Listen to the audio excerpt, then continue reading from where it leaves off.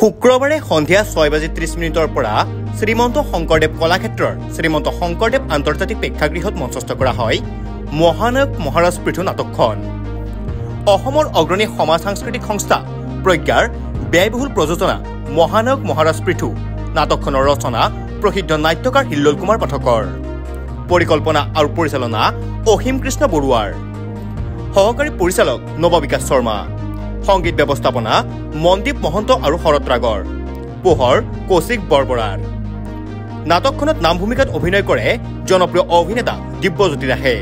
তদুপৰি অন্যান্য গুৰুত্বপূৰ্ণ চৰিত্ৰসমূহ ৰূপায়ণ কৰে ক্ৰমে ভৱেশ দাস, অমিতাভ ৰাজখোৱা, পল ফুকন, মনোজ কুমাৰ দাস, জয়ন্তজিৎ দাস, প্ৰাণজিৎ প্ৰীতম কলিতা, জ্যোতিষ্মান কাশ্যপ, কবীন্দ্ৰ দাস, চন্দন বৰুৱা, হেমাংগ দাস, হীৰকজ্যোতি শৰ্মা, মালা মহন্ত, দীপান্বিতা দাস, বনলতা বৈশ্য, নিজৰা নমামী গগৈ, অঞ্জু হাজৰিকা আদিয়ে। নাটকখনৰ নৃত্য সংৰচনা বনলতা বৈশ্যৰ আৰু সমদৃশ্য নিৰ্দেশনা নিকু দাসৰ। News desk report, news any 365। Stay informed, stay ahead. News Any 365.